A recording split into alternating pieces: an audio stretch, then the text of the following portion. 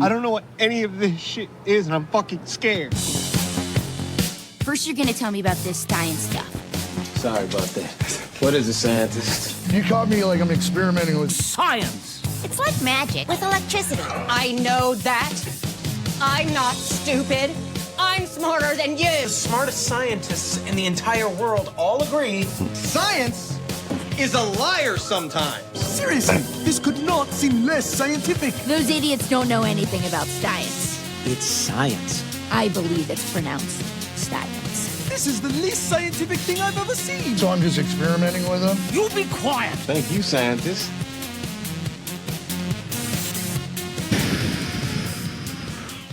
One week for you folks. Fucking 24 days for us? Has it been that long? It has. July 31st was the last time we recorded.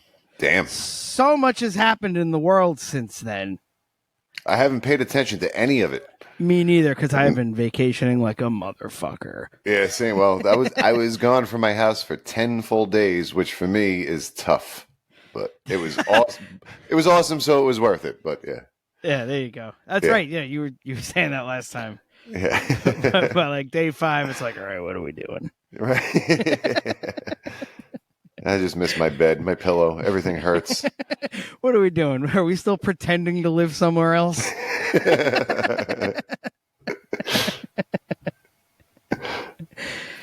Anywho's, welcome to Under the Guise of Science. Yeah, welcome. I am Charles or Charlie. I don't know. One of those for now. Whatever you like. They both work. Yeah, I answer to both. Oh, sorry. No, you do. My name's Chris, and I am drunk. Boy, when'd you start? I started at 7 because I thought we were starting at 8. So yeah, and it's been 2 hours later, so I had to fill that extra hour with something, and it ended up being bourbon.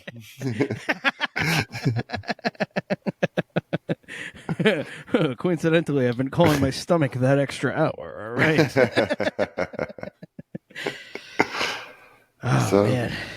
So hopefully this will be good.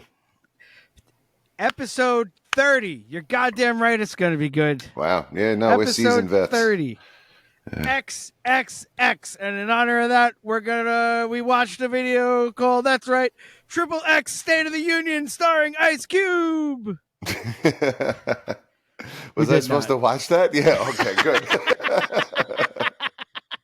I was like, I watched a different video. Fuck. I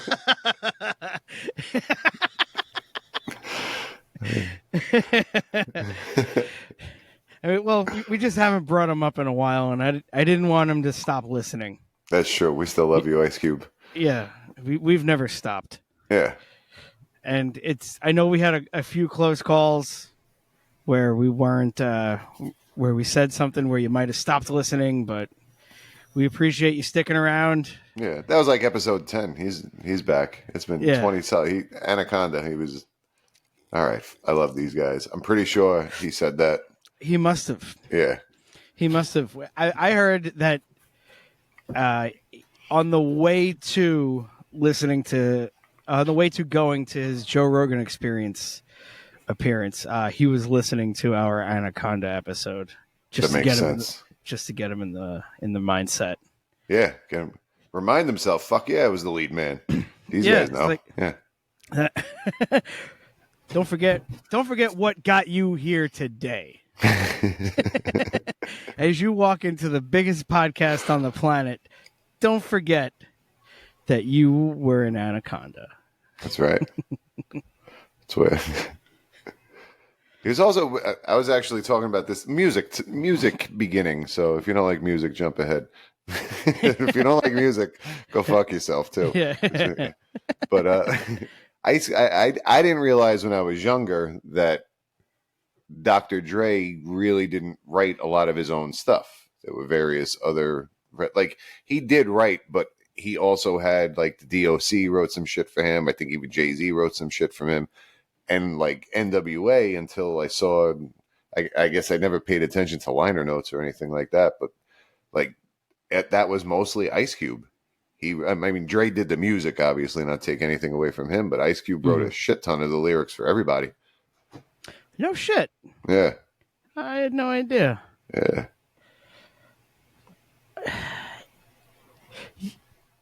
Gets cooler Yeah. every day, man. Holy shit. Yeah. Now I gotta go give that a how do you do? Yeah. Because I remember when I found out that that Dre didn't write all his own lyrics was right a few years after Chronic 2001 came out. Okay. And 2003, 2004. Yeah, there you go. Sorry. Well, it was 99, so actually it was probably 02. Oh, okay. 03. Oh, is that really when it came out? It didn't actually come out in 2001? Yeah, it came out in November of that's true. 99. No, Yeah, because that was my brief stint in college. That's right. Yeah. Suge Knight put out Chronic 2000 or something like that, or owned it somehow. So Dre couldn't put something, like he put out like a mixtape or something like that called that. So Dre had to put something out called Chronic 2001. I believe. Okay. Somebody fact check me. Or don't. I don't care. Yeah. As far as I know, that's what happened. But I'll take it. Anywho's, so having somebody point out that Jay-Z wrote the lyrics for what's the one with him? Still Dre. Yeah, him and Eminem. Yeah. Yeah. And hearing that, I went back and listened. And I was like, God damn it! I hear it all in Jay-Z's voice now. Like now you can listen to it and hear it. Yeah, I mean the easy one was "Forgot About Dre," that Eminem helped him write that. Yeah. To pack his super duper quick. Like I remember hearing that and be like, all right, yeah, that checks out. Right. Yeah, like I was kind of surprised because he sounded just like him. It sounded like he was trying to do it with him almost. Yeah. But yeah, I was not ready for that when I found out, but whatever, it's still cool. Yeah, no, not that it's a bad thing. I mean, and Dre did a shit ton of other stuff, like obviously all the music and everything, and yeah, definitely. Dre did a ton of other stuff, like made the careers of all the people that wrote shit for him. Didn't at one point, Aftermath, Dre's label, signed Eminem, and then Eminem started his own label under Aftermath, and then Eminem's label signed 50. Right, Shady Records or something. Yeah, Shady Records signed 50, and then 50 made G Unit Records, right? Or something like that. I forget what something it was like called. that. That sounds right. But, so there were people that were signed to 50's label that are 3 generations removed from the parent company of Dr. Dre. Yeah, shit. And that's, I mean, he got a cut of all of that. Yeah. Dre got a cut of everything between 50 and M, which from 99 to 07 is fucking money. Because there were still album sales too at the time. Mm-hmm. There's still he made a lot of money off that. Yeah, it pales in comparison to what he made off fucking Beats, but yeah. He did make a lot of money off that. Yeah, fucking A. And that's how I guess that's how you end up having a brain aneurysm at 50 something. But I mean, he's good, right? Yeah, he performed at the Super Bowl. Right, he just has to hope it doesn't move. Is that how that shit works? Yeah, I think so. Right. I don't know. If only we knew a doctor that, and our the doctor that we know. That's not a cheeky Dr. Dre. Right, thing. Right in if you're the doctor that listens to this program. Yeah, the doctor singular that happens to listen to this program. Right in if you're him, and let us know how that works. If you are possibly the only doctor that listens to this show, please write in. Yeah. Please email, text, or call. Yeah. It'd be funny if you did every other word in all 3 of those mediums. It's up to us to put it together. Yeah. Just mix and match between our fucking all of our shit. Well, no, this time it looks like he texted you after me and then emailed under the guise of science at gmail.com. Yeah, timestamps and shit. Yeah. The amount of time it would take you, doctor, it would take us that much more to figure it out. So it could be worth it if it's a short message. Yeah. Yeah, fucking send us something that we have to national treasure or fucking or Da Vinci Code. This went from a question to a challenge. I fucking dare you to do this shit, bro. I was kind of frightened by the idea, and now I can't wait for it to happen. Yeah. And I'm going to be very disappointed if it doesn't. Same. Yeah. So, you know who you are, Doctor. He's definitely not doing this. Yeah.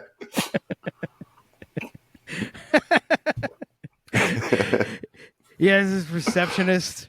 Like he records a voice memo to his receptionist, and like they do, like when doctors record, and then they have to get it transcribed into medical notes.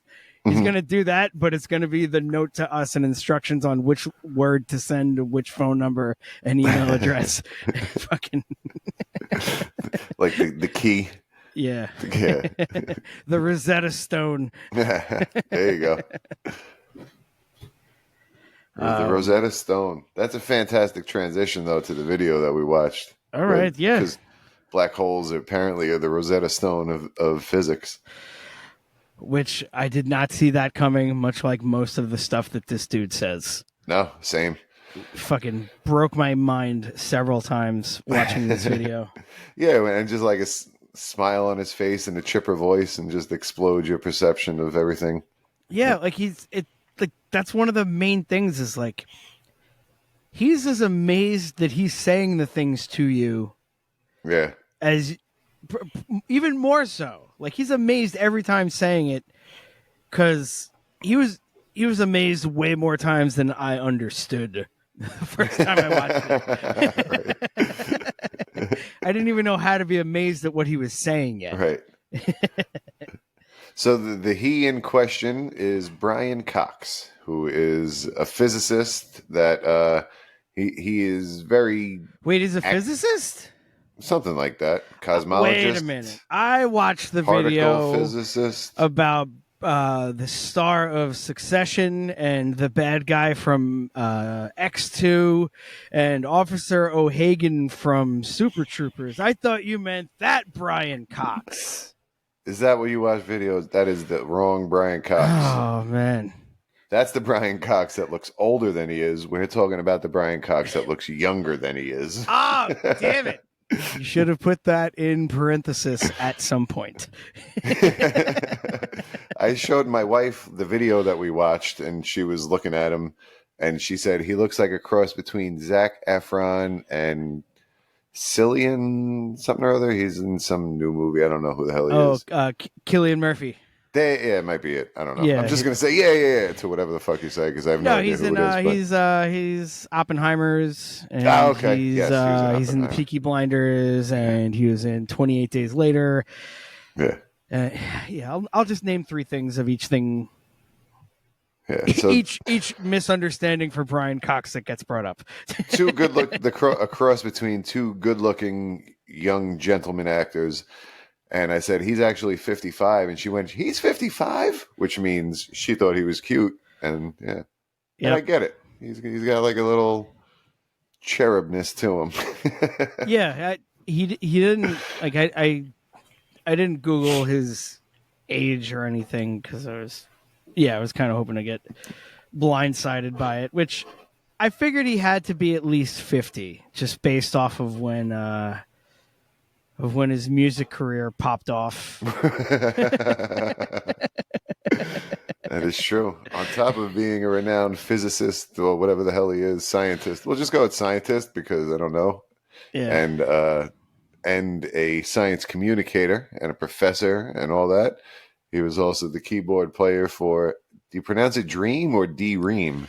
I think it's D-Ream. So in the Conan O'Brien interview I listened to with him, he said it's spelled D-Ream, but it's pronounced Dream. It's Dream with punctuation.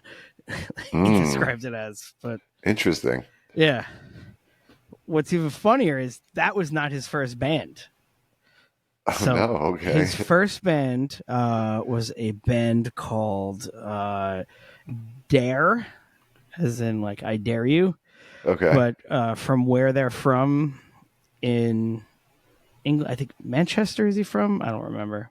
But anyway, I believe he's studied and teaches at the University of Manchester, so okay, it makes sense. Yeah. I don't remember where he's born and raised, but in their accent, in that specific part of England, it sounds like dare sounds like der.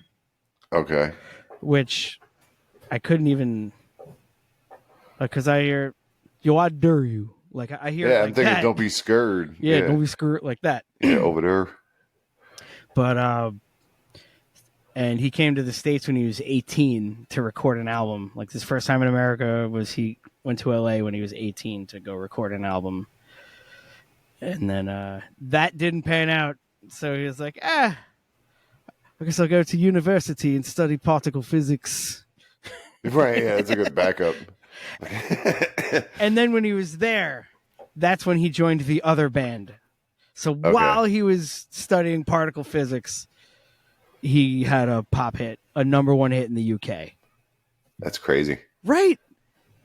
It's like, can some of us have some of that shit? Like, right, you didn't have to do both. Yeah. Could have passed one of those over to somebody else. Fucking How about A. this podcast? Throw some of that celebrity this way. Yeah, so like all that by 23, and that's not even what he ended up doing. Yeah. And he ended up being really good at what he does, too. Yeah.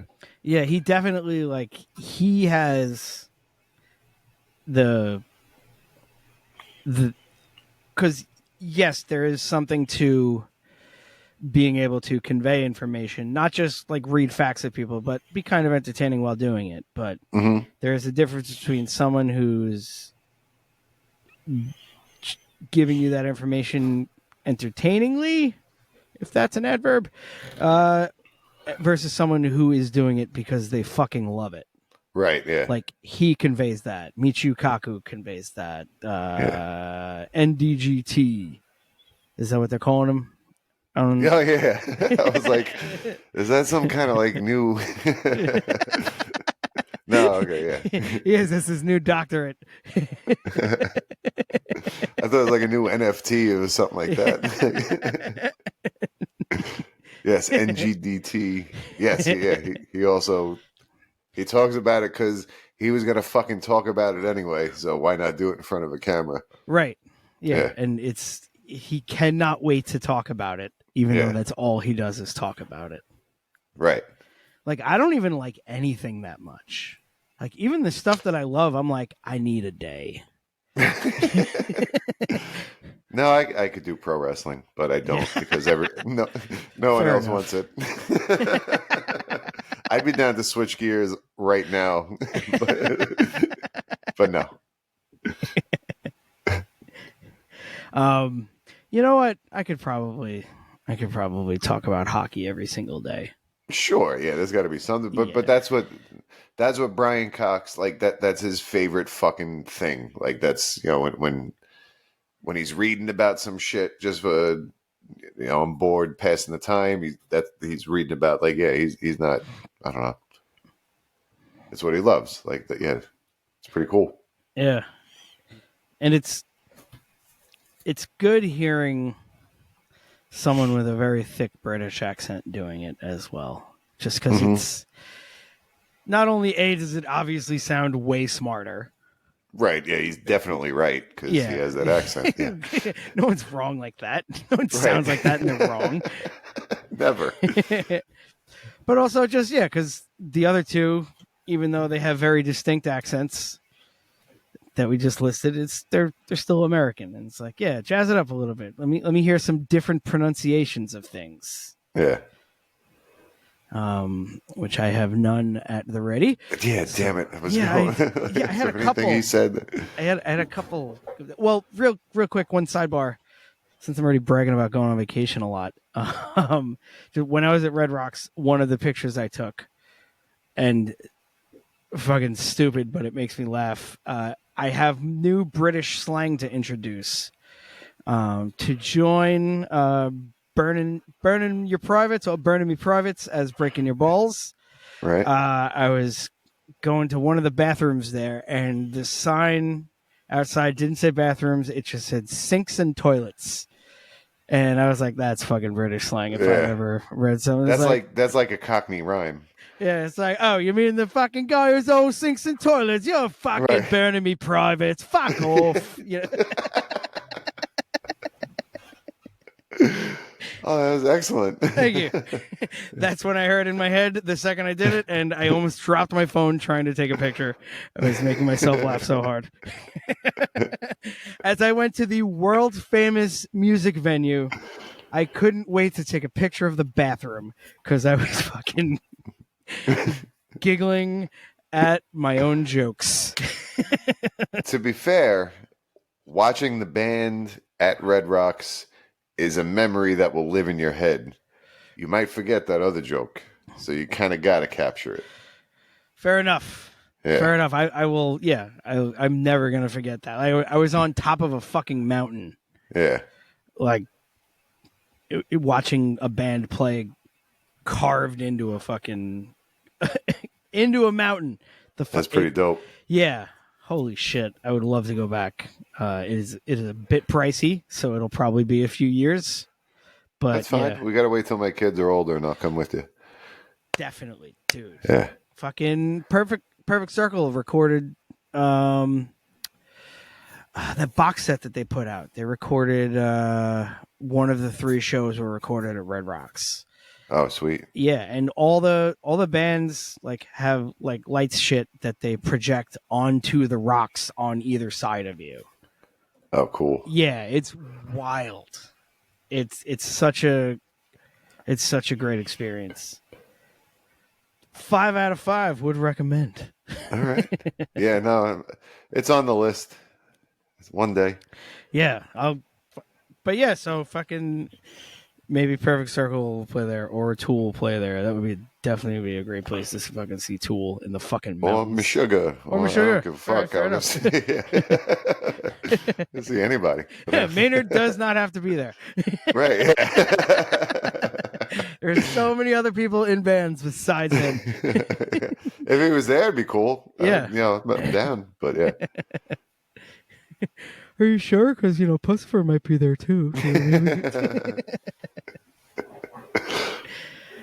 I'd go see Brian Cox at Red Rocks just to kind of remind everyone this is what we're talking about. We're still talking about Brian Cox. Right, that's right. We are talking about Brian Cox. Mm-hmm. Yeah, he's. We definitely were going to share a link to the song that he. Yes, yeah. That was. I was so ready to like it, so ready to try and like it. I was like, oh my god. No, it wasn't good. Yeah, it's fucking. Sorry. Early 90s Britpop. It's like, all right, you failed higher than any of us would ever get with music. It's true, yeah. Not failed. It's you gave up on to find your true calling. And you're definitely better at finding the Higgs boson than you are at being in a boy band or whatever pop band. Yeah. He was in the much less successful Wham ripoff Cram. Because that's all you have to do is change 2 letters. Right. And rhyme it.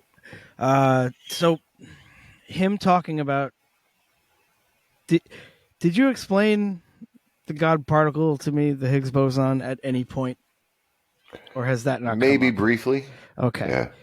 Because he said it, and I was like, you know what it was? He gave the dumbed down version now, and now I know what all the other words mean. So okay, it's again. I am learning things from you. It is noticeable. It is palpable in my own brain. Yeah. So all right, I'll try to. We talked about quantum fields. Mm-hmm. So there's invisible shit basically in the universe. Most of those fields in a vacuum are at 0 energy or near 0 energy. There's nothing going on there. Apparently, it was hypothesized that there is another field that is actually not at zero. Its low rest energy has some value to it.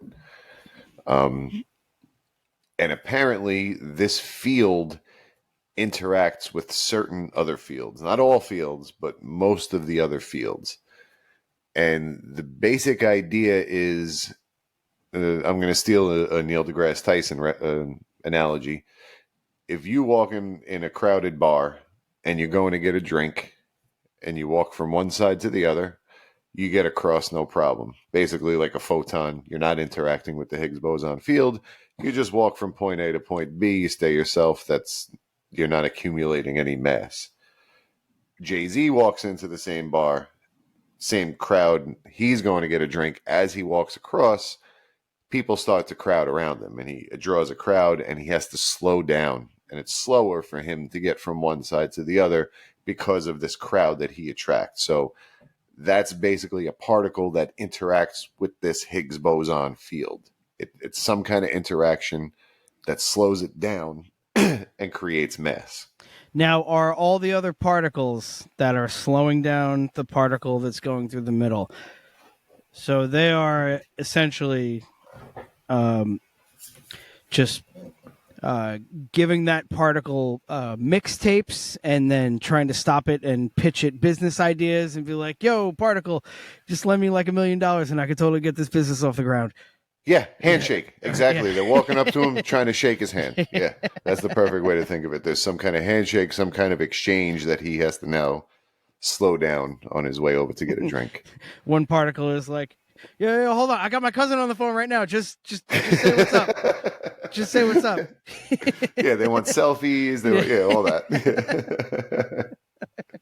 and the other particles that couldn't get close enough, just like, yo, that Higgs boson's a piece of shit. He wouldn't even talk to me. I was holding my phone up. Yeah. Jay-Z is more, I guess he would be like a gluon or something like that actually has mass from the interaction versus the photon coming through going, my shit's more John Blaze than that. Yeah. It's sitting there drinking by himself. I heard that shit. It was all right. But yeah. That's a reference to a Biggie album if you're old. So, but yeah, so that's basically in a nutshell. That's how the Higgs boson field works. So it was hypothesized to exist.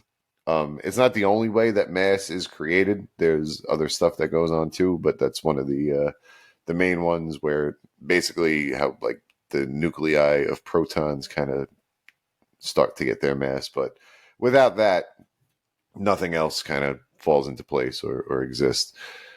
But it was hypothesized. They couldn't prove it for sure, but what they did at the LHC, the Large Hadron Collider, they spin two protons at near the speed of light, like 99 point blah blah blah percentage of the speed of light, real close, smash them together. And apparently the energy that's released kind of mimics the early universe. And in the hypothesis, they said if this Higgs field exists, there should be a particle that carries the force like all the other particles. Like there's other bosons. So they saw the Higgs boson should exist. They mathed out what energy it should be at. And then in their observations, lo and behold, they found something at that energy. So they actually found the Higgs boson, which meant that the Higgs field is real. Fuck yeah. And that was that one of Einstein's ideas, or did his ideas lead to that? Who theorized it first? The Higgs boson. I honestly don't know. Okay. Probably somebody named Higgs, if I'm going to guess. Yeah. But I don't know. It was a hyphenated last name, actually. It was Higgs boson.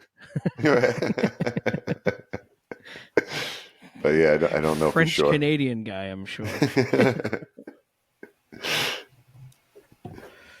But yeah, so they found that in the Large Hadron Collider. Now they're doing other shit there that's like, they're trying to find all types of stuff, supersymmetry. They're trying to find dark matter, how where the fuck that comes from or what it is. There's various things that they're trying to still figure out there as they keep increasing the power and slamming things together faster and faster.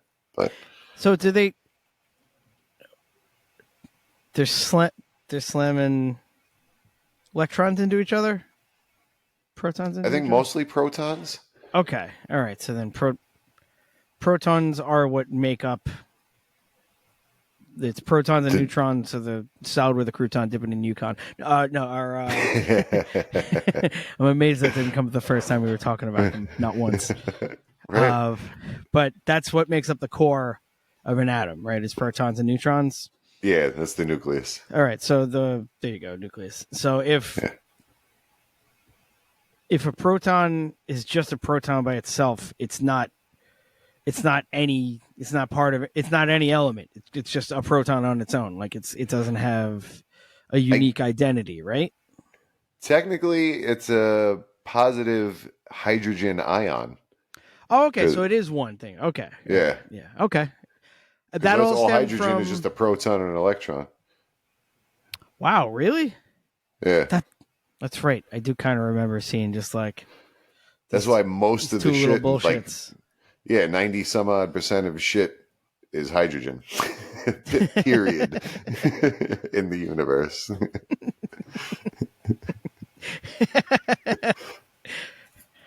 Hydrogen is the one element that is just constantly, this is plenty! I don't need any more than this. Yeah. We could eventually get all the hydrogen we need.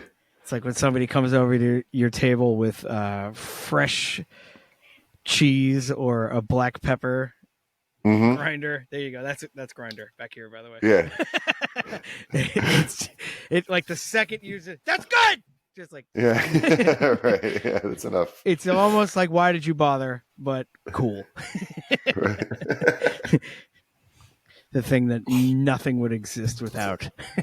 Yeah, seriously. But yeah,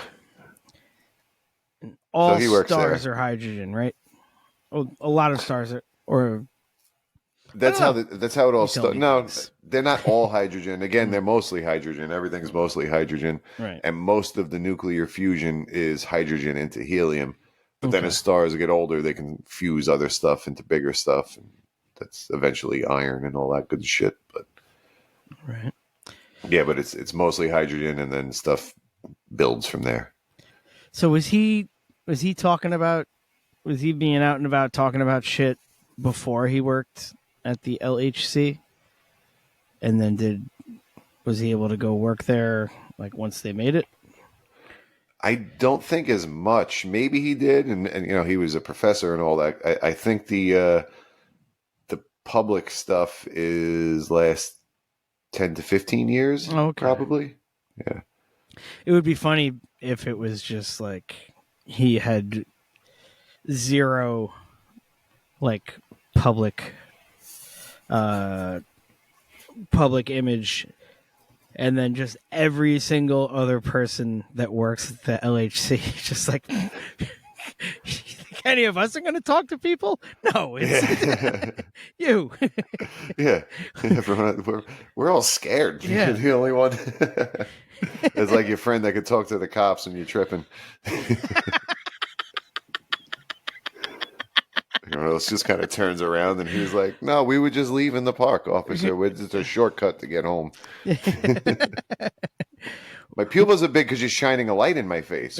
We're on. I'm sorry, we're just going home. Like it's just essentially just using the force.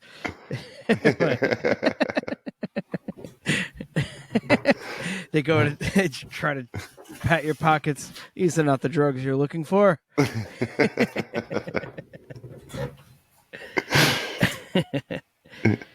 But yeah, so they put Brian Cox out, the bad boy of particle physics. That's what he's commonly referred to as. Yeah.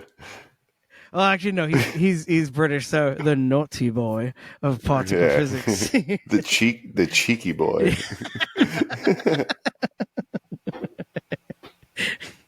And it says that on his business card. It says all his credentials, and then underneath in quotes, the cheeky boy of particle physics.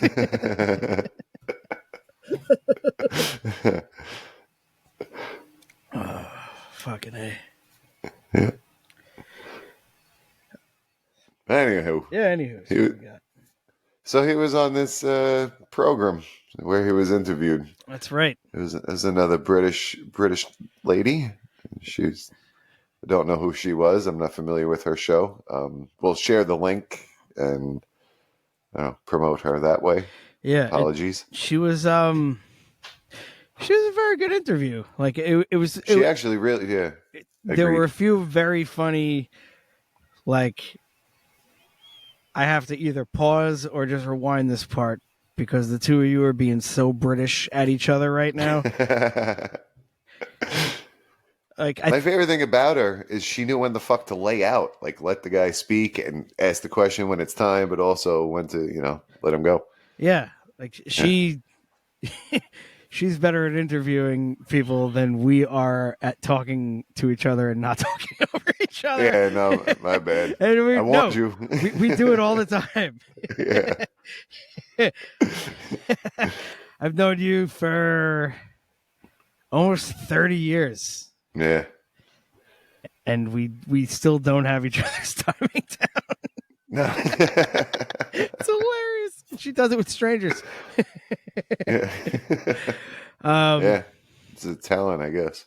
She had a good super British joke. He was talking about the light getting there, taking 2 million years to get there. And he's like, just imagine light lived 2 million years ago and it's just getting here now. And she's all, well, I don't like to be the last person to find out about that information, so I don't know. And it's like, you cheeky fucking, the tiny little subtle British joke. I fucking love it. That was just so British. Yeah, it's great. Which is pretty crazy that light left that long ago. Yeah, so I was thinking about, I think it was the last episode we were talking about light that left. Oh no, it was the exoplanets episode. Light that left something that's 700 light years away. Right. And we were like, oh shit! So that's like Black Plague, like, and 2 million. No, yeah, there was 2 million. There was zilch. There were like Neanderthals probably at that point, right? Proto-humans or proto-humans. There were definitely monkeys. Yeah, I don't know if we were still like 2 million. That's a good question. Maybe they were Neanderthals and Homo something or other. Yeah. Homo habilis, one of those motherfuckers. Yeah, Homo sapien is, I think even Brian Cox said this video, like 250,000 years. Really? Okay. Or something like that. Or could be mixing it up with any of the myriad numbers he said in this fucking... Right. And also a point for me, I just used myriad correctly, or at all. Yeah, nailed it. Right, yeah, you brought it up, period. And so the shit he was talking about, so there's this interview and she asked various questions. So he was talking about Andromeda in particular, which is our closest full galaxy. I think there's a couple satellite galaxies that are kind of near our galaxy, but Andromeda is in our local group. And that's the only galaxy you can actually see it with the naked eye. So if you know where Cassiopeia is like a W in the sky. Use some, I don't know what the fuck it is. Like, I can't tell you. Use some app to find Cassiopeia. Well, I guess if you're using the app, you can find Andromeda too. But just find Cassiopeia to keep it fun. We'll write a commercial for a new stargazing app. Don't use a map, use an app. And we'll shoot it like shitty 80s. Where's the beef? Fucking time to make like the donuts. That Union guy commercial voice. Oh, yeah. Take a look around. Yeah, that guy. Fucking asks me. You got it hot on. Or some shit. Yeah, well, take a look around, look up at Cassiopeia. Yeah. And like I said, it's a W. So the, I guess, left side of the W, it's going to be like a W on its side. So you tilt your head and imagine that you're looking at it top to bottom. Which way is it rotated 90 degrees? Counterclockwise. Counterclockwise. Right? Yeah, counterclockwise. Okay, so it's a 3. Yeah. So the bottom point, treat that like an arrow, and you follow that along to the thing that you can see along that line, and that's Andromeda. Oh, so, cool shit. It points at it. And yeah, so it's like it looks like a fuzzy star, but it's actually a couple 100 billion stars. Yeah. I made that noise so many times. I know these numbers aren't real. Like he'd say a thing and I'd go and then the second or third time I watched it, I think I watched it 5 times total. And okay. Yeah, like you need each time it would be another. It's like, oh man, there too. It's like I'm glad I didn't get this whole thing at once. I just would have been exhaling for 23 minutes, and I can't breathe in that deeply. Right. The cool thing about Andromeda is it's headed right for us. It's one of the only shits that isn't moving away. Yeah. God damn it. There will be a galaxy merge. Am I going to live to see 2030? Oh, yeah. Well, not whether or not has nothing to do with Andromeda. That's entirely up to you, Charles. What decisions are you making? Andromeda's made its mind up. What are you up to? Right. Andromeda has like I don't know how many 2 billion year goal. That's a 2 billion year plan. God. One day I'm going to merge with the Milky Way because Milkdromeda needs to happen. Andromaway. That sounds like the Jamaican bobsled team song. No, wrong movie. I'm thinking. Only the strong. That's what you're thinking. Yeah. That's the Banana Way. Yeah. Andromaway, banana. Right. I couldn't think of the style of karate. It's not karate. Capoeira. Yeah, Capoeira. For the record, all them kicking shits are karate. Come on.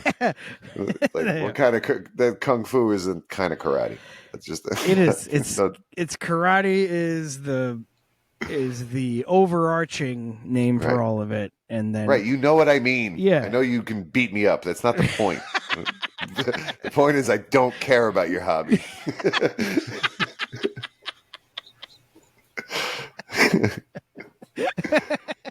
I don't care who you fucking roll with. Go I roll something different. I don't care who you roll with. Just fucking punch me in the face and choke me out so we can all go home tonight. Right, yeah. Let's just get this over with. Let's get out of each other's lives. Show me you're more of a man. Yeah. Move on. You do karate.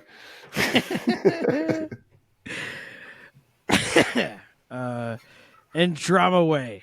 Milky Way and Andromeda. Right. There we go. Got it. Yeah. So they're slamming into each other, and how do we get to there from Brian Cox? Oh, he was talking about Andromeda. There we go. Yes, he was talking about Andromeda. He was talking about the James Webb telescope, how it can detect wave. So what he was saying is the Hubble, which is the current or the previous space telescope that we had taking pictures of shit far away, could see light from the early universe. And all of this light, as the universe expands, the light is also stretched out, so it goes to the red side of the visible spectrum. Light that is stretched out even more, that goes into the infrared, Hubble can't pick that up. The James Webb has infrared sensors, so it can actually detect longer wavelengths than Hubble, which means it could see further than Hubble, which also means it's looking back in time further than Hubble, because the further away you look, the further back in time you're looking, because that light is old. So that's pretty fucking cool. Yeah. And it's Hubble was like, I don't know if I can do this. James Webb is like, got you. Got you, bro. I could see that. That means, yeah, Hubble would not be able to see the Predator, but or no, Hubble is like regular eyes, and James Webb is Predator eyes. That's the end here. Yeah, there you go. Yeah, sorry. I warned everyone. It's all right. All right. Yo, you cobbled movies into a science reference real quick, and I appreciated it. The pieces were there. Yeah, the ingredients were there. You just you just had to take Mr. Potato's leg out of Potato Head's leg out of its eyes and just fucking these two switched. There we go. Mr. Potato joke. Did it. Thank you. Don't let me get away with that. Mr. Potato. I was not talking about the play school toy that was popularized in the 70s and 80s, Mr. Potato Head. I was talking about actual Mr. Dave Potato, who had a rare medical condition where you could switch his parts. It was very different person. Yeah, that's something completely different. No. All right, now I don't know how we got here. So we were talking about faraway light. Yeah, there we go. Yeah. And so the interviewer asked, can we see the Big Bang? Because we could see almost to the Big Bang. We could see the cosmic microwave background, which is the show friend of the show. And, that is 380,000 years after the Big Bang. That's when light was released. We can't see past there because light couldn't travel freely. It was opaque, so it's not see-through. So that's kind of a wall. That was one of the things that he said, where it's like, oh, right, fucking Shallon told me that. I probably learned it from him. It's coming full circle. Yeah. I did the math, by the way, and screenshotted a calculation I did.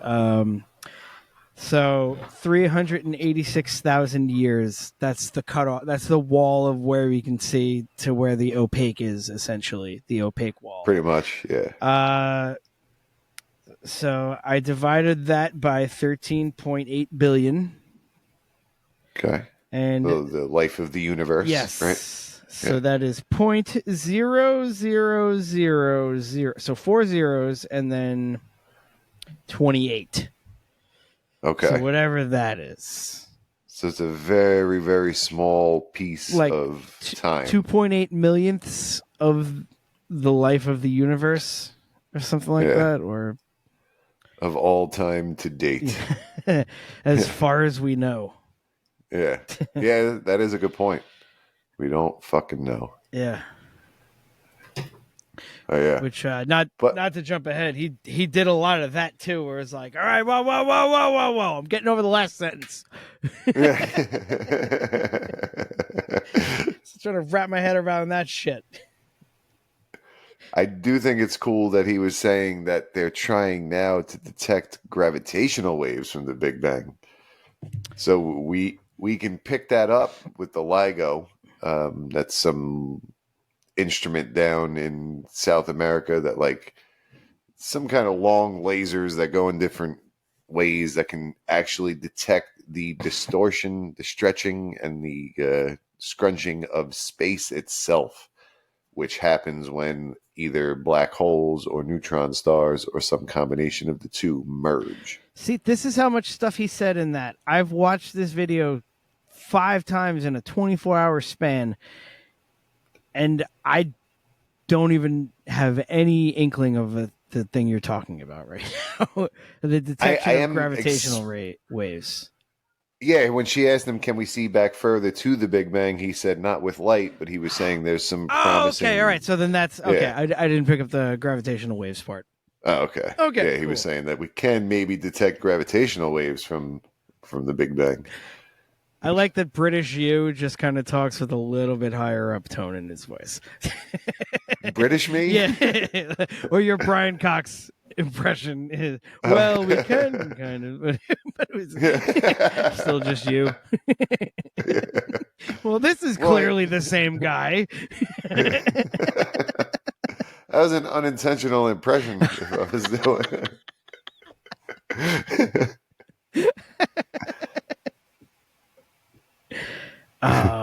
Not on purpose. What did he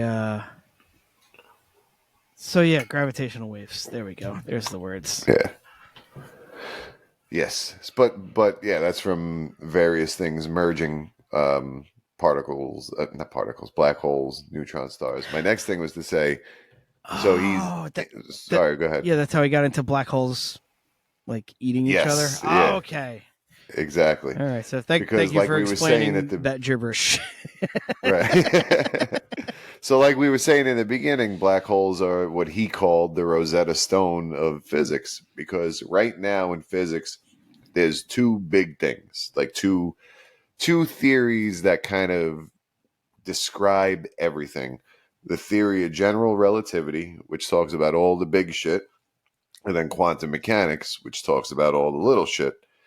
And we can't get them to play nice with each other, I guess is the best way to put it. There's just some transition that we don't see. Black holes, however, are really, really fucking massive in a very, very small spot. So if we could figure those out, that's kind of it kind of has to connect the two, because it's so big and so small at the same time. Man, I didn't even put that together. Yeah. Fuck. Like, so that's why he got into it. Yeah, like I remember. And you just answered the question I was saving for here, because I knew he was a particle physicist. Like I know I heard him say that, and then there's always the particle physicist. Well, why are you talking about fucking outer space? Yeah, but that's why. That's why. Man, so glad I didn't look that up. Live mind blowing. Oh man, fucking I just shit. blew your mind. You did. And my mind is grateful. Right? As soon as they left my mouth, I was like, God damn it. I bet you said the same thing when you blew my mind, all right?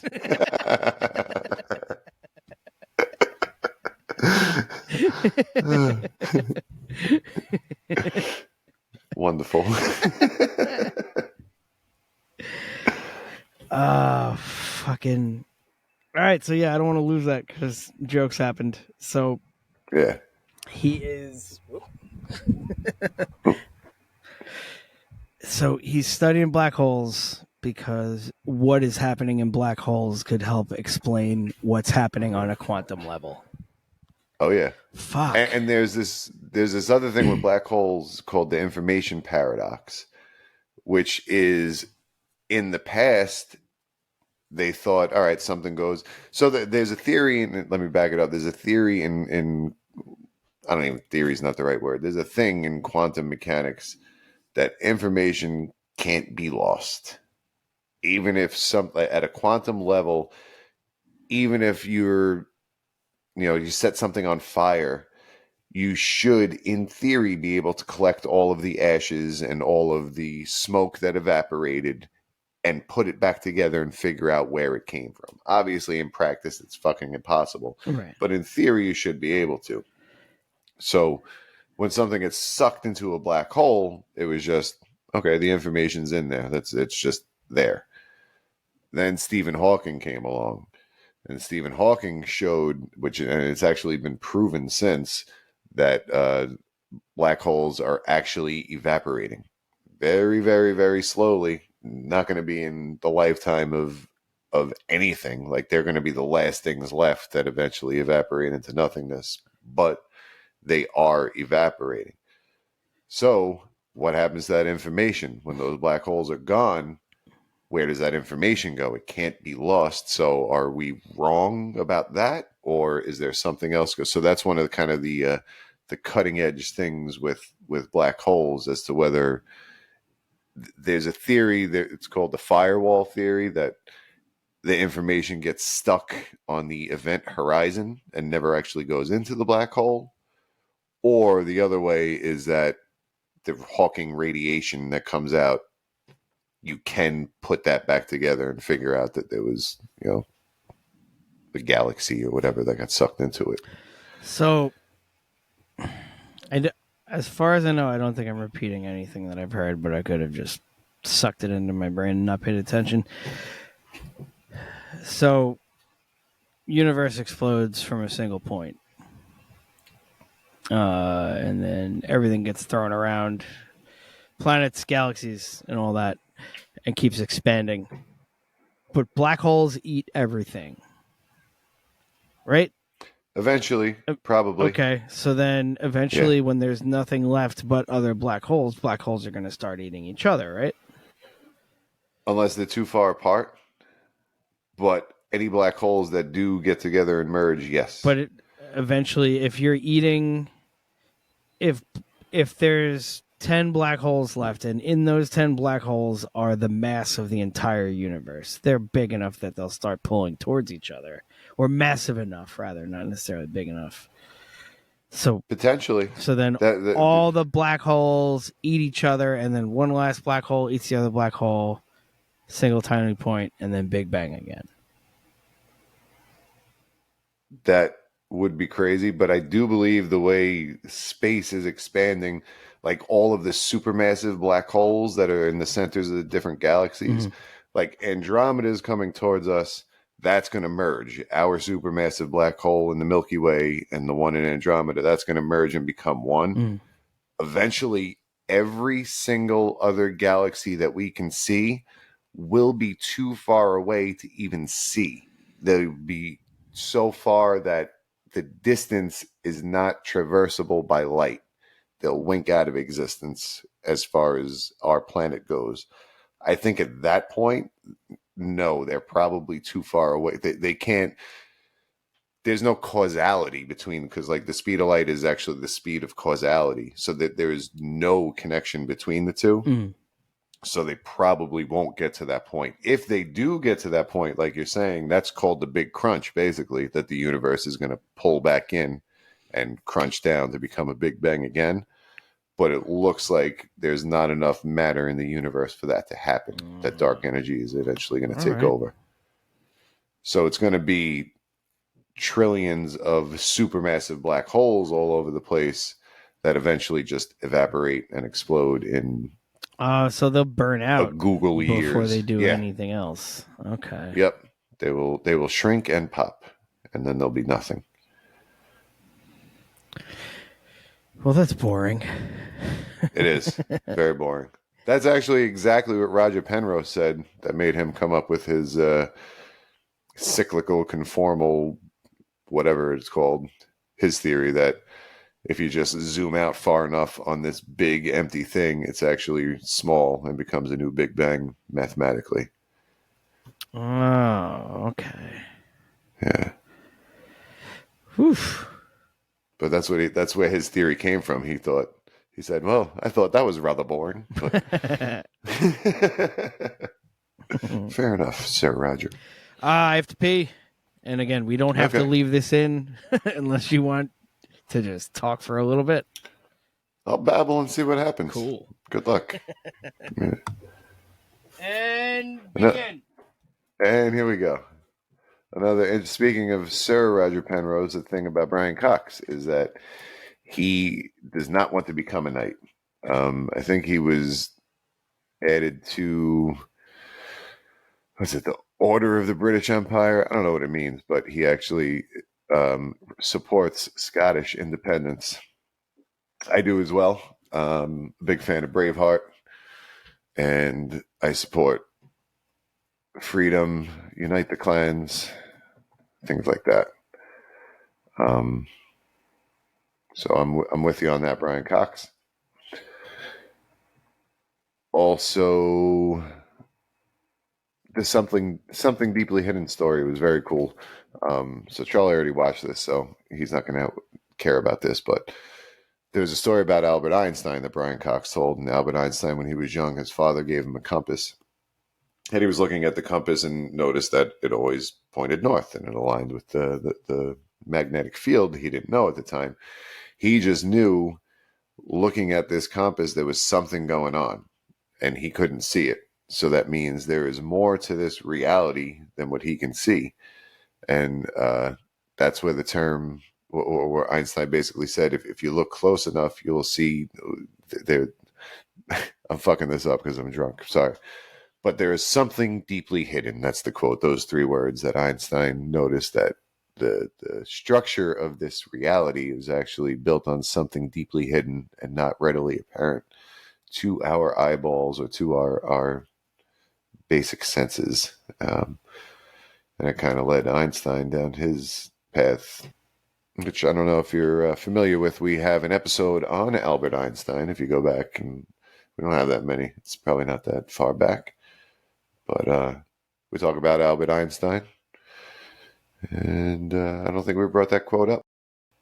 There's a cool connection between black holes and particle physics. The big meets the small. And if we can connect those dots, figure everything out, maybe? Probably not. There probably is a shit ton of other questions from there that shit doesn't make sense. It does. It makes a bunch of sense, actually. Yeah. Did you know that space and time may not be fundamental? That is one of the fucking notes I wrote, but in dumber words. Let's see here.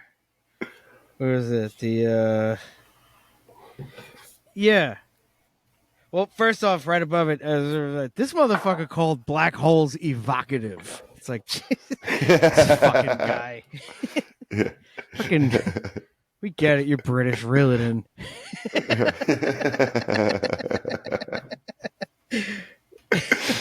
I think I had that thought at least 2 individual times. Like, I watched it, and then the last time I watched it, I was like, this motherfucker really called black holes evocative. I think it's a British man advertising a British television show for a British audience. Absolutely. He had no choice. Yeah. He just had to have all his cheeks at the ready. Right. But yeah, you have to reassess space and time. Right. Like, and maybe space isn't what we think it is. Yeah, and then he said what we're looking at are the building. We're looking for potentially the building blocks of space and time. Right. Like trying to figure out what space and time are made of, but not in the same way we think of made of. Right. Like I referenced that something deeply hidden quote while you were gone. I mean, who knows? Like, space is only a vacuum to our eyeballs, maybe to our instruments too. But who the fuck knows? There might be something else deeply hidden in there. That whole connection. Yeah. So, they're deeply hidden, like the Einstein quote that he brought up. Yeah. Yeah. Exactly. And part of me was like, oh, you know what? I was already at a place in the world when Einstein was, 5 or 6? So 86, 87.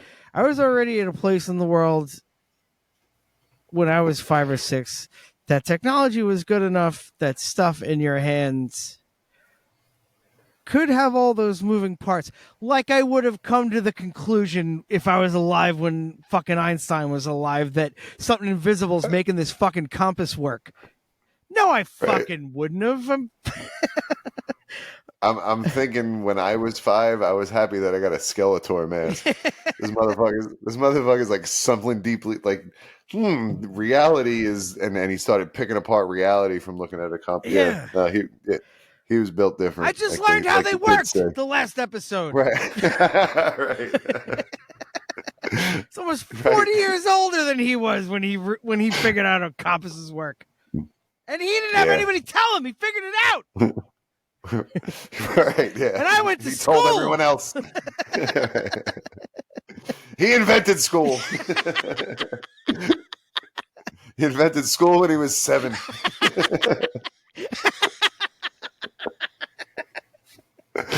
Oh shit! Yeah. That's right. Yeah, we got to put that on his Wikipedia tonight.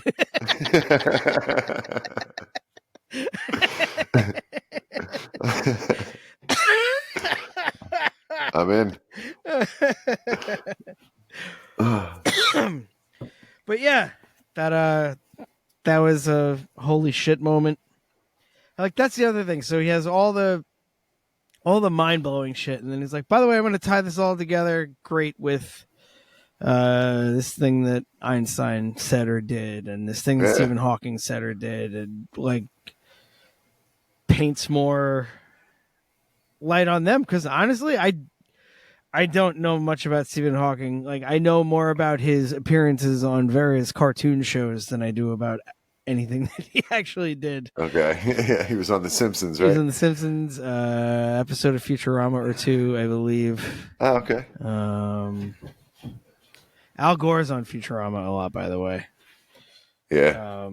And yes, he's the king of the moon on Futurama in 3001.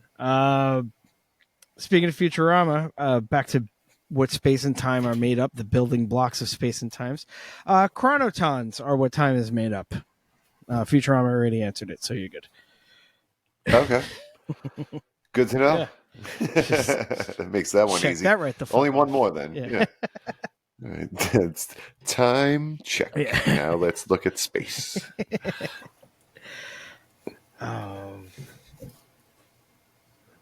One of my it's dipping into the notes for a second. Just the quote of giving the perspective of the universe, which I didn't do the math on this because it's better all spread out. We are one planet around one star amongst 400 billion stars in one galaxy amongst 2 trillion galaxies in the part of the universe we can see. That we can see, right? Yeah. Which means with his little fucking pebble, not even, maybe there might be even more. Like the shit that we could see might be nothing. Who the fuck knows? Yeah. Like, and that's another thing with bringing up like the conversation of life elsewhere in the universe is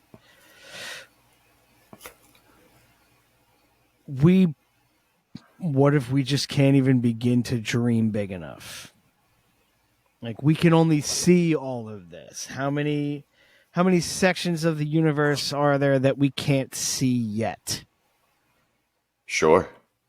Because we could only see the Andromeda galaxy. That's the only other galaxy with the naked eye. And like you said, it's a fuzzy star, right? So right. We could see so many more now. Oh, yeah, like with the James Webb and everything? Yeah. Like, we could see a fuck ton, I think is the scientific number. It is, in fact. Yeah. It's actually a Fuke ton. It's named after Hans Fuke. I always pronounce that wrong. It it gets lost in translation. It's a pronunciation thing. Yeah. But yeah, like it's huge. Insanity. Yeah. Can't even wrap your brain around it. No. Yeah, that number is just. But I mean, and that gets into. I know there's. Sorry, I'm going to do it, but religious folk always have a problem with that, as far as like, no, that can't be right because that means we're insignificant. Like if we're God's people, that gives us purpose and everything like that. But like, it makes it more important, in my opinion, to have a purpose. Because what do I give a fuck what Mars thinks about me? You know, like you don't need to be meaningful to the whole fucking universe. Like I have a wife and kids. Like I'm meaningful to them. I create my meaning. I'm not put here for some shit. Like I'm here out of sheer, odds, I guess, just like the numbers, the dice rolled enough times that we're here now. So you got choices. Do you want to create something that means something, or do you want to, just fucking die? So I don't know. That whole you don't need it from the divine. You get it from giving a shit. I don't know. Yeah, you give yourself purpose. Right. Yeah. You write your story. You don't need to be fucking preordained. Even if religion is your purpose, you gave that to you. Yeah, sure. So and go for it. Yeah. I don't mean to like shit on that. I'm just saying like we're not insignificant. You're not insignificant to the things that you care about. Sure, we're all insignificant to the microbes that live on Titan. But they're insignificant to us too. It doesn't matter. And those other galaxies out there that are insignificant to us and we're insignificant to them, we're probably never going to be able to contact them as they're moving further away. But who cares? I do want to point out, well, that was a very meaningful and very inspiring thing. And there is zero irony in me saying that right now. I do want to point out that there is a part of me that is like, fuck, now I got to think about what the microbes on Titan think about me. I'm already worried about every single person that looks at me over I the didn't course even of my consider the life. microbes on Titan. Fuck. And Mars, just Mars in general. I got to be worried about what the planet or any planets think of me. Fuck. How am I going to fall asleep tonight?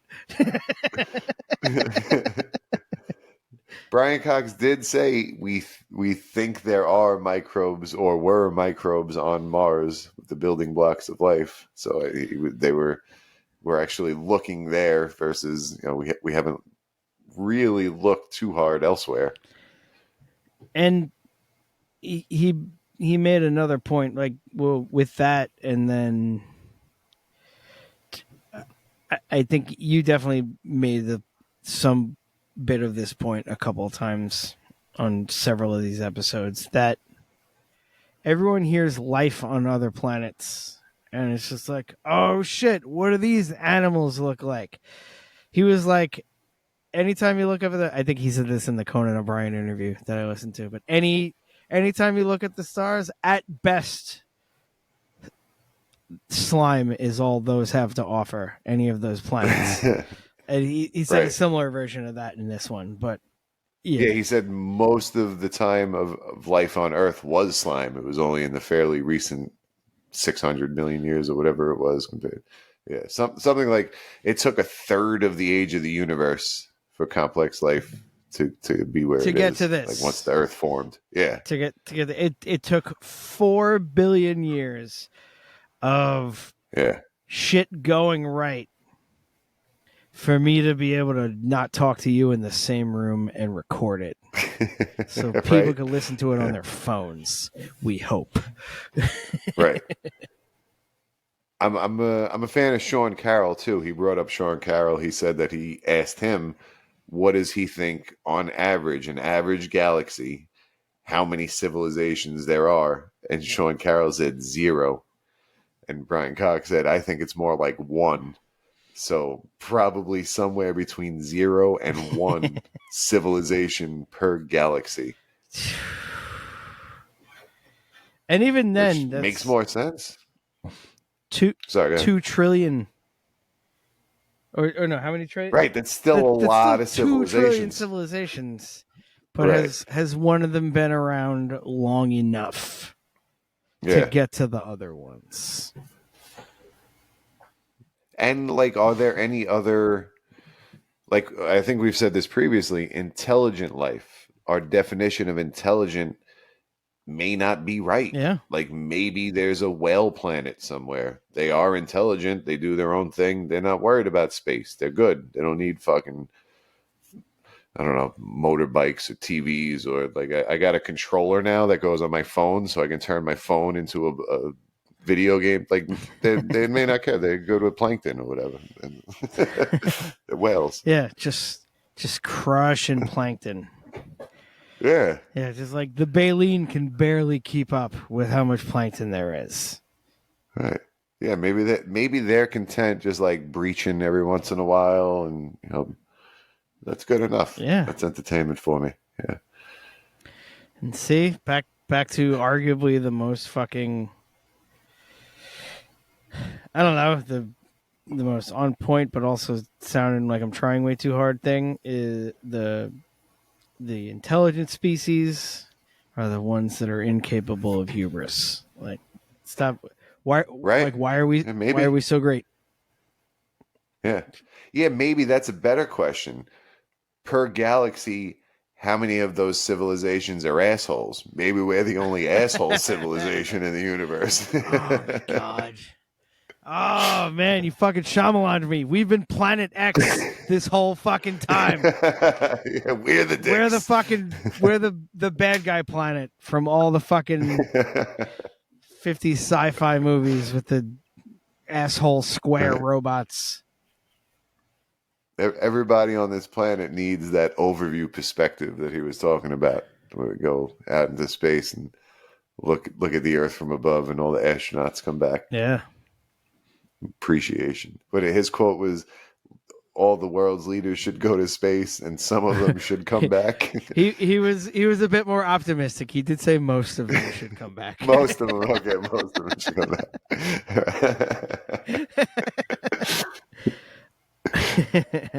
But yeah, that's even like who the fuck? I didn't even William Shatner went to space. And I know this sounds like a fucking me doing 80s comedy right now. Hey, you guys hear William Shatner went to space? Finally, yeah, William Shatner. Yeah. You know, from Star Trek. William Shatner. You know, I know. I can't believe he's alive either. Yeah, he was upset there was no blue bitches to bang. Something like that. It's like, why didn't I come up here sooner? But no, same deal. He got the overview, but it made him sad. Yeah. Which he was one of the first. He's not that important, right? Because he's gonna die soon. Yeah. Oh. So he was just like, oh, welcome to being alive. Yeah, right. Depends on your definition of soon. Absolutely. If it's a fucking geological, yep. Everybody dies soon. You're already dead. The age of the universe, you didn't even live. And just for the record, I'm gonna change this into an unexpected flat Earth rant. Oh, good. Yeah. So flat Earthers, how many more people are they letting in on this conspiracy? So did the Illuminati bring fucking William Shatner in on it and tell him now he's lying about it? Well, he is part of the Hollywood cabal. Go on. Okay. How about Dude Perfect? Because Dude Perfect went to space and filmed it on their own fucking cell phone, or the one dude that went up there on his own. And they got famous for throwing Nerf balls. Are they in on the conspiracy? Did the Illuminati let them in? I don't have a joke, so probably. No, I'm just saying, like now that space tourism is becoming a thing, can we please fucking stop? Can you just stop the shit? Probably not, but like enough. No, it's all disinformation. It's put out there intentionally. Yeah, you know the answers. Even Dude fucking Perfect. All right, they're in the Illuminati now. Yeah, they have a Nickelodeon show. Once you have enough money, you get invited to join the Illuminati. Ask your brother. Your brother got propositioned by the Illuminati. That's true. We did have that text chain. Yeah, they did email him text him and invite him in. I don't remember the specifics of what he said. We'll have to pull up the transcripts of that for another episode, because that's how you deal with fucking trolls. Yeah, the Illuminati recruiter ended up confused and stopped talking to him. Yeah. So, job well done.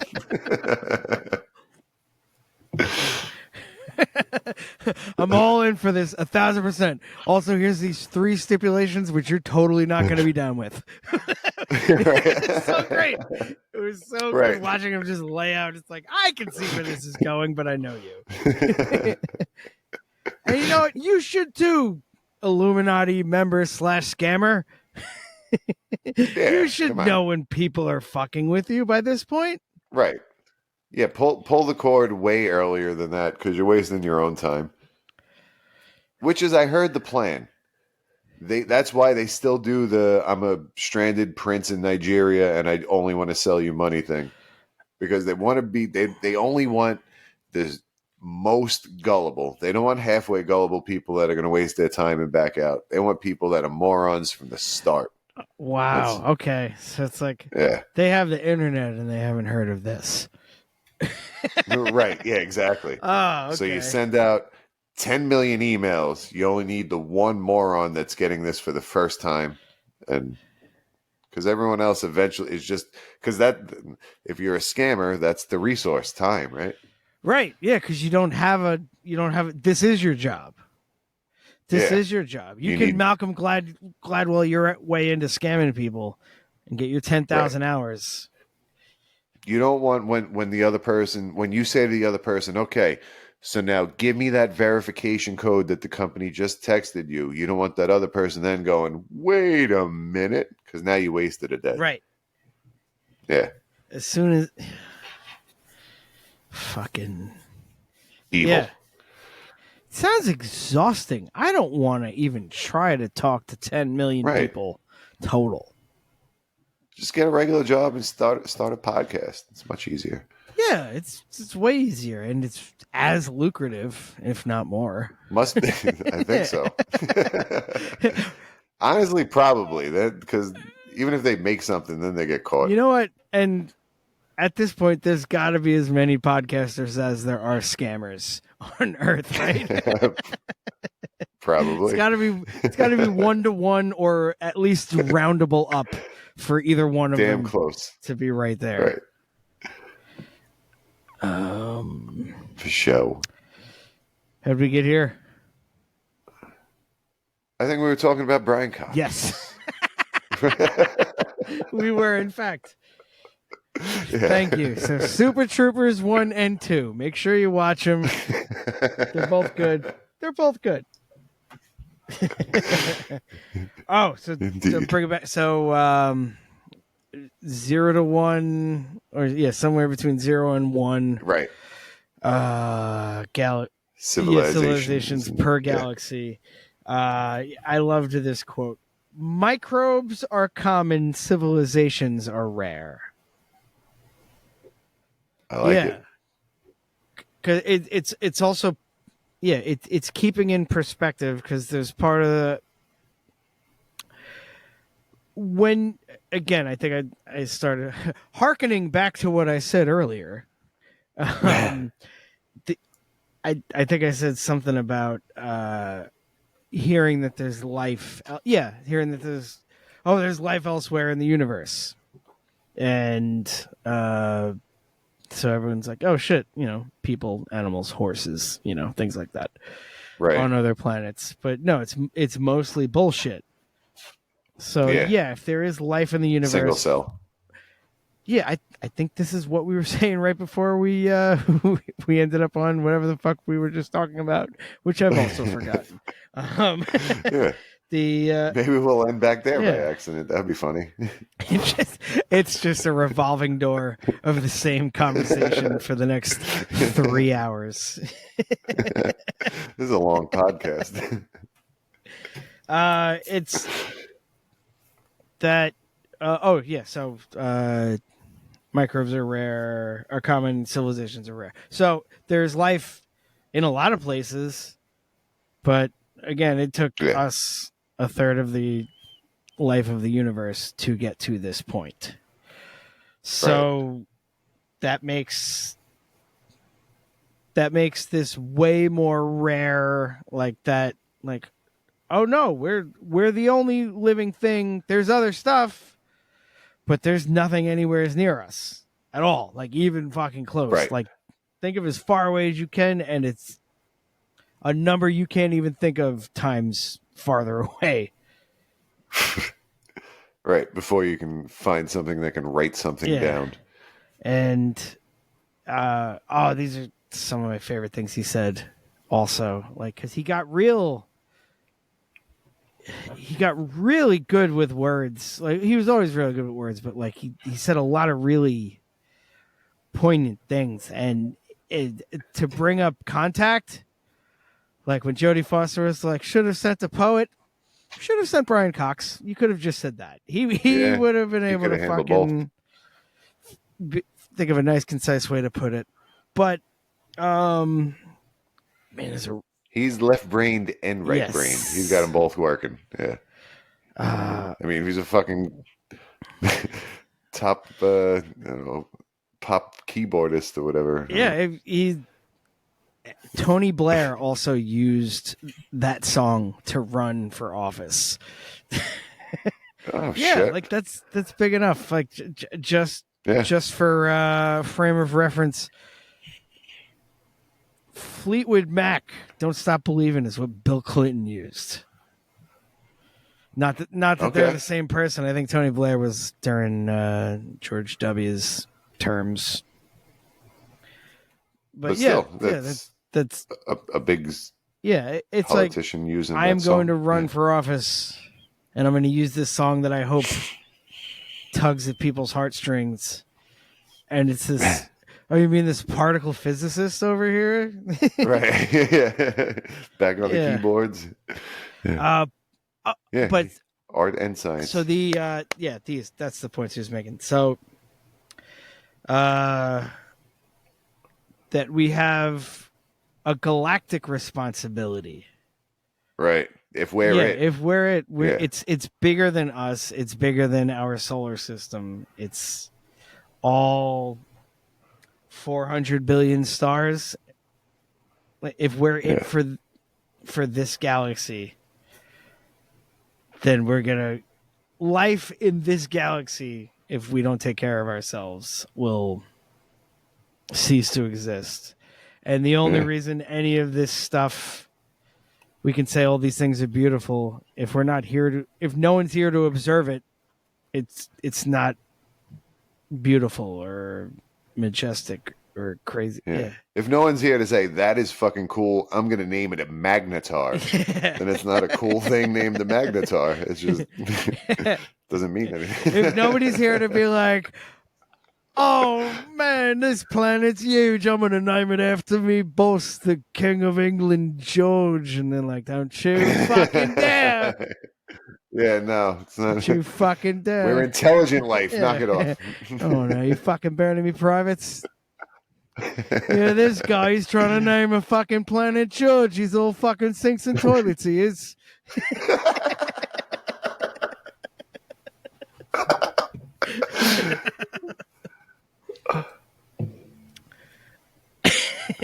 We should go out on that. All right, fair enough. Hey, we're at an hour. Yeah. All right, cool beans. Well, there was a 20-minute video too. We'll share it in the shit below, as well as other stuff. Oh, real quick before we go, last thing, the picture that I sent you. Yes. Yeah. Okay. So that picture is at like the 2:minute 49-second mark in the video, and it's from the James Webb Telescope, and just it looks like stars are stretched out at a couple of points, or galaxies, excuse me, because they're galaxies at that point, right? Right. And yeah, I'm not sure exactly what it was taking a picture of, but yeah, there's a whole bunch of streaks and bright spots and things like that going on, and it looks like there's even almost a circular pattern to it. So it did, right? Like there was the center of the picture was like the highest point, like almost like a dome, like it was taking a picture. Right. Yeah. So I believe, I don't know what it was taking a picture of, but that looks like gravitational lensing. So light travels through space. Mm-hmm. Everything moves in a straight line, and it's only the curvature of space that cause those straight lines to then turn, kind of. So in cases where you got something massive enough that it bends space to the point that even as light is traveling along at light speed, it actually catches that hook, kind of catches that turn. So some of the spots in those pictures, if you see them on the left, on the right, and on the bottom, they kind of look familiar and they look a little stretched. It may be the same thing. It may be the light from one thing as it's coming out that kind of gets warped and wrapped around and redirected towards us from 3 different points. Some of those brighter things, I don't know exactly. It could be maybe this is a quasar, or maybe this is the thing that they were focusing on, or maybe it's closer. Maybe we're looking at like a distance thing, and the further ones are the redder ones. So that I'm not really sure about. But the circular stuff is definitely some kind of gravitational lensing effect, where just the picture holding up a giant magnifying glass over an anthill, like how you can focus the light. Same thing if you tilt it a different way, it just changes the way the light moves. Okay.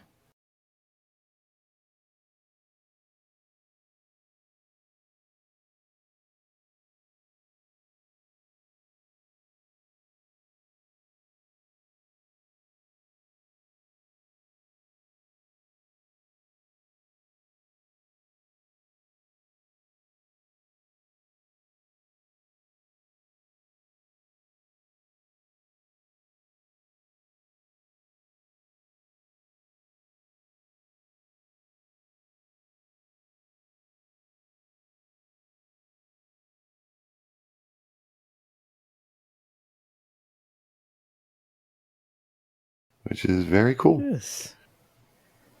Yeah, I think that's all the things I had. That's all me notes. Yeah, all right. Can't get out of it, right? Under the Guise of Science at gmail.com. Facebook and Instagram. Guise always spelled Guise. Always Guise. At Science Guys on Twitter. Under the Guise of Science on TikTok.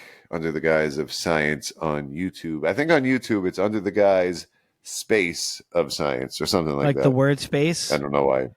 Okay. No, like there's just everything is one. Like, Under the Guise outer space of science. Under the Guise outer space physics telepathy of at dot science. No symbols, all things are spelled out. $sign. Yeah, write it all out to the bitter end. Every S is a $sign, but instead of an actual $sign, it's the words $sign spelled out. Yeah. Cool beans. All right. As always, listen to Far Next time. Yeah.